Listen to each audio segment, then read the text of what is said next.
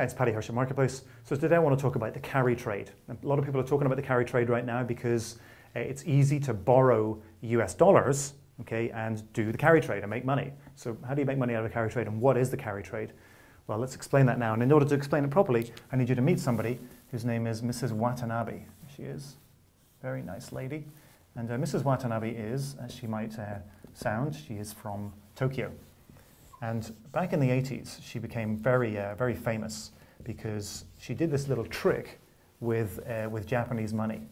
All right, here she is, Mrs. Watanabe. What she did is she would go to her local bank, okay, a little Japanese bank, and she'd say, "Can I borrow a bunch of money, please?" And the banker, this very friendly chap, would lend her money, say, I don't know, 10 million yen.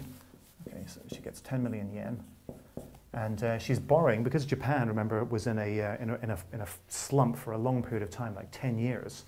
Their borrowing rates were very low, just like they are in the US right now. The government had pushed borrowing rates right down in order to get people spending. So she would borrow yen at like 1%. Then she'd take that yen, she'd carry that yen, so it's called the carry trade. She'd take that yen, she'd carry it across, and she'd convert it into another currency, let's say for argument New Zealand dollars. Okay, and the reason she'd go for New Zealand dollars is because she'd look down south to New Zealand and see that deposit rates down there were much higher. Like, say for example, if she put money into her Japanese bank, she'd get like 0.5%. If she puts money into a New Zealand bank, maybe she can make 5%. Okay, so what she does is she goes to her New Zealand bank, here it is, the NZ Bank, and opens an account there, and that's right, she makes a deposit of that big bag of New Zealand dollars at 5%, okay? So she's now a depositor at this bank. So what does this mean? That's right, she's collecting the spread between this 1% that she's borrowing at and the 5% at which she's effectively lending to the New Zealand bank at, which means she pockets the difference, she gets 4%, okay? And she can pop that into her nice flowery house coat here. Now, that's not a problem for Mrs. Watanabe, of course. You know, she's making money, it's nice. There's no reason why she shouldn't be able to do that. She can borrow at one rate and lend at another, you know, for all the day is long. And by the way, she doesn't necessarily have to lend or put deposits in a bank. She can do anything with a carry trade. She could invest in anything she wants to. The issue is that she's doing it in another currency and she's looking for more yield. So she's looking for an investment that's going to make money for her and also maybe some currency appreciation against the yen as well that she pockets, but she makes all of that money. So why is this a bad thing? Okay, so it looks like win-win for Mrs. Watanabe and also for the New Zealand bank, and presumably the Japanese bank is making some money by lending at 1%.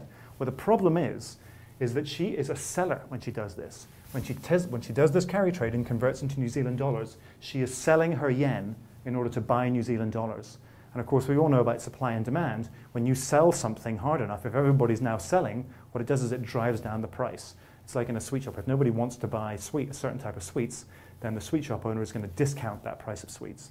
And that's the same with the yen in this case. So the net effect of this, if you have lots of Mrs. Watanabes going out, or these Japanese housewives going out, selling yen in order to buy New Zealand dollars, what does it do? It drives the price of the yen down. And this is what people are worried about with the US dollar right now, because you know, we all know the government has dropped rates to a very low level. It means that it's quite easy to borrow in the US right now. In fact, if you want to get a mortgage, it's at historic lows. The same goes with deposits. It's easy to borrow that deposit money that people have put into a bank at relatively low rates. And then so people are worried that what's going to happen is that people are going to borrow that money and do Mrs. Watanabe's and buy, you know, euros or yen or whatever it may be that's going to be higher yielding and then invest in that other country. What's that going to do? Well, it could possibly put lots and lots of selling pressure on the US dollar and drive the US dollar down.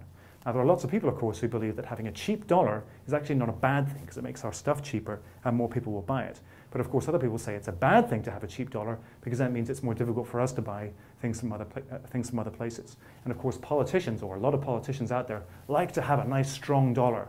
So they are worried that if we have the carry trade going on in the US, if carry trade becomes very popular here, it will drive down the US dollar, make it a weak US dollar, a weak currency, which will leave people like that very badly, needing a drink.